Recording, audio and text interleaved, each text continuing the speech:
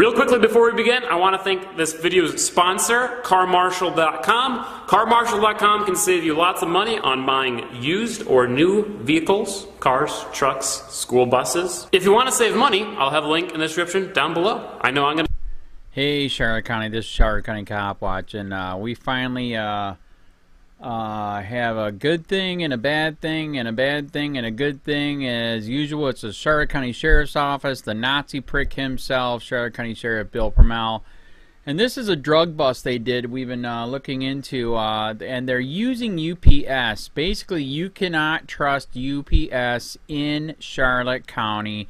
They are literally, illegally, unconstitutionally working with and colluding with this out-of-control fucking Nazi prick fucker himself, Charlotte County Sheriff Bill PRUMMELL. And this is the arrest they did on a guy. They're fucking with this. They charge us $27 for one goddamn document, even though they admitted, when we asked for all the busts at the UPS locations, they have 87 different emails, but my request didn't match what they wanted. Even though it matched what I wanted, which is addresses and UPS, they're saying something didn't match. So all they gave me was one. So that's more proof they got some unconstitutional, fucked up shit happening. Do not trust UPS in Charlotte County. Period. They are traitors and need to be fucking sued for colluding with these fuckers.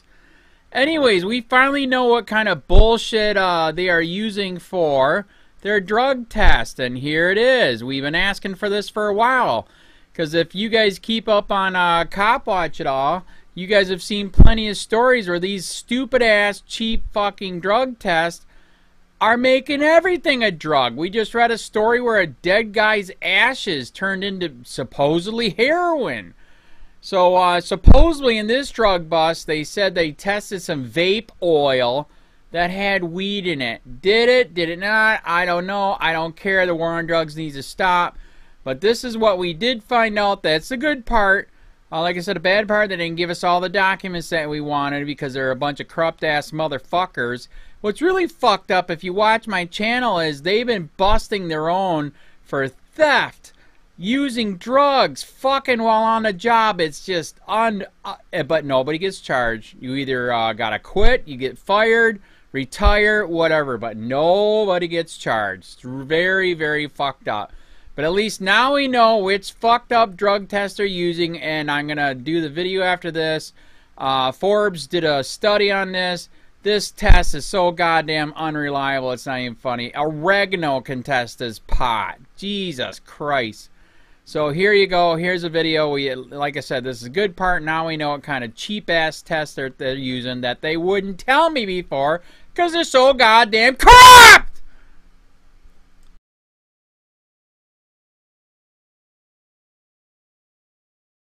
Lying drug tests incriminate innocent people.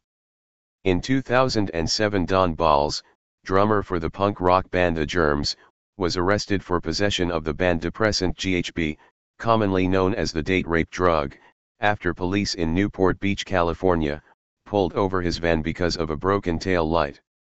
The charges were dropped after a lab test showed that the bottle of yellowish goop in his toiletry bag contained exactly what the label said, an all-natural, peppermint-infused cleanser produced by Dr. Bronner's Magic Soap. These tests are generally not admissible in court, but that does not matter much, since the vast majority of drug cases, 90% or more, are resolved by plea deals. Gabrielson and Sanders found that guilty pleas are allowed based on field tests alone in dozens of jurisdictions, among them Atlanta, Boston, Dallas, Jacksonville, Las Vegas, Los Angeles, Newark, Philadelphia, Phoenix, Salt Lake City, San Diego, Seattle, and Tampa. Focusing on Harris County, Texas, Gabrielson and Sanders found that 212 people were convicted of possessing a substance that a field test mistakenly identified as an illegal drug between January 2004 and June 2015. One of those erroneously incriminated defendants, a Louisiana woman named Amy Alberton, was arrested in 2010 after Houston police pulled over her car and found a white crumb they mistakenly identified as crack cocaine. Although she was innocent, the prospect of up to 2 years in prison, combined with everyone's pseudo-scientific certainty that she was guilty, persuaded her to accept a plea deal that promised a short jail sentence. She ultimately spent just 3 weeks in jail, but that was the least of her punishment.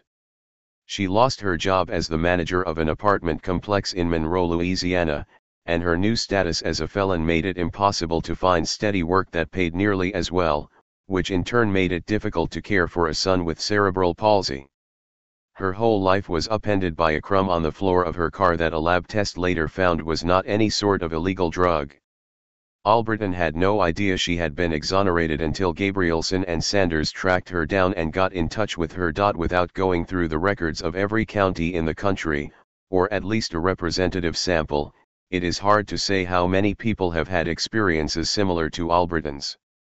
But Gabrielson and Sanders take a stab at it, considering the data from Harris County, the ubiquity of field tests, the widespread willingness to accept plea deals based on those tests, and the large number of arrests for drug possession, 1.3 million in 2014, the most recent year for which FBI data are available. If Albritton's case is one of hundreds in Houston, they write, there is every reason to suspect that it is just one among thousands of wrongful drug convictions that were based on field tests across the United States. Later they say Albritton is one among unknown tens of thousands of Americans whose lives have been torn apart by a very flawed test. How flawed? That question also is hard to answer with precision. Gabrielson and Sanders note that a Las Vegas study found 1 out of 3 samples identified as cocaine was in fact something else. In Florida, they write, 21% of evidence that the police listed as methamphetamine after identifying it was not methamphetamine, and half of those false positives were not any kind of illegal drug at all. In 2013, Travis County, Texas, District Attorney Rosemary Lemberg decided to stop accepting guilty pleas in drug cases without a lab test after her office discovered a dozen false positives from field tests during a 6-month period. One source of false positives is nonspecific tests. The Scott reagent test that was used to incriminate Albritton involves dropping a suspected drug sample into a vial of cobalt thiocyanate, which is supposed to turn blue in the presence of cocaine. But as Gabrielson and Sanders note, cobalt thiocyanate also turns blue when it is exposed to more than 80 other compounds, including methadone, certain acne medications and several common household cleaners. The Harts, the Kansas couple whose house was raided in 2012, drew police attention because Robert visited a hydroponics store with his son to buy supplies for a school project. They were falsely implicated by a KN reagent test that twice indicated Adlin's tea was marijuana. Those results supposedly confirmed suspicions that the Harts were growing marijuana and extracting THC from it, even though the plant matter in the trash neither looked nor smelled like cannabis. Johnson County Sheriff's Deputy Mark Burns, who found the supposed contraband, admitted in a deposition that the material was hard to identify but said he never considered that the substance could be tea leaves because he had never in his life seen loose tea leaves. The test that supposedly clarified matters, a test that was crucial both to obtaining a search warrant and to a federal judge's rejection of the Hart's subsequent lawsuit, seems to be incapable of distinguishing between cannabis and many common organic substances. In 2008 and 2009, Claflin University biotechnologist Omar Bagasra used the NarcoPouch KN reagent test to screen 42 legal plant products. 33 of them tested positive for marijuana, including spearmint, peppermint, basil, oregano, patchouli, vanilla, cinnamon leaf, lemongrass, bergamot, lavender, ginseng, anise, ginkgo, eucalyptus, rose, cloves, ginger, frankincense, vine flower, chicory flower, olive flower, cypress, and St. John's wort. Several of those are common ingredients in herbal tea. Another test, the Nicotinois-Levine reagent system, did much better but still misidentified cypress, patchouli, and eucalyptus as marijuana while generating inconclusive results for oregano, spearmint, and lavender. Even exposure to air seems to trigger some tests. The Marshall Project's Alicia Santo reports that a lieutenant with the Hillsborough County, Florida, Sheriff's Office did some experiments with an ARC-2 field test and found that just opening the test bag to the air produced the same shade of purple as exposure to methamphetamine. At a 2009 press conference highlighting Bogas's findings, marijuana policy activist Adam Eidinger opened a narco pouch KN reagent test bag, waved it around, and reset it, which caused a color change. This is just air, he emphasized. Another source of false positives is human error. Police may perform a test incorrectly, misunderstand the instructions about what different colors mean, or misperceive the colors in the poor lighting conditions that are common during roadside stops. Weather conditions also can affect results. Despite the national publicity attracted by cases in which people are falsely incriminated by field tests, cops often claim to be unaware of the problem.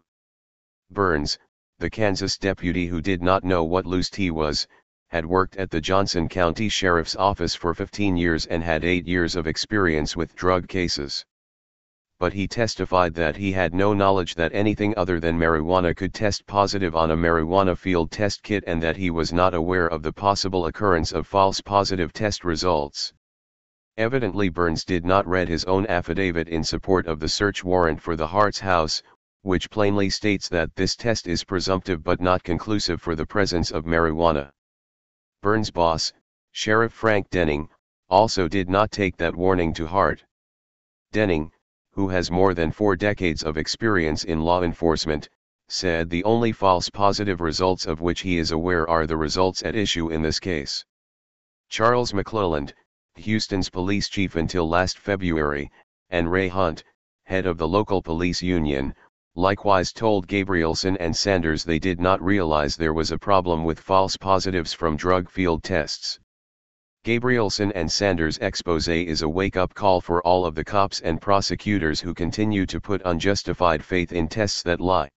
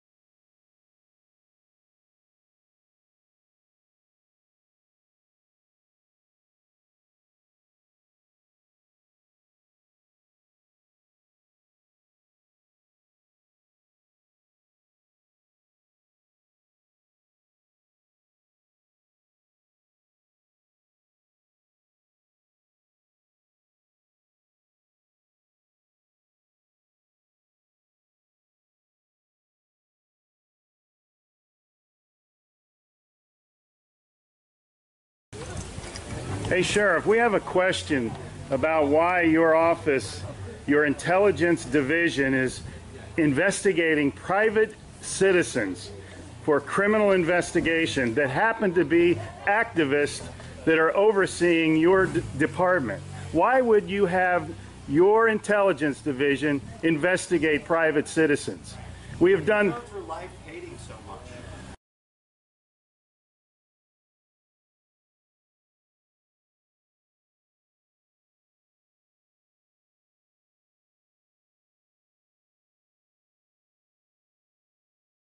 Sir, we don't hate anyone. We love freedom and we love American people. And government is out of control. That's why you're seeing such a revolt nationwide.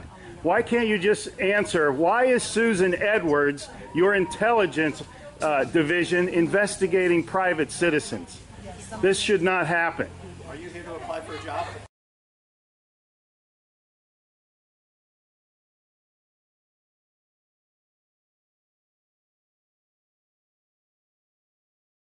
Possibly I might be applying for a job, but that's irrelevant to my question. Why would you ask that question? Well, enjoy the fair. Okay. Excuse me. Excuse you? Excuse me, sir.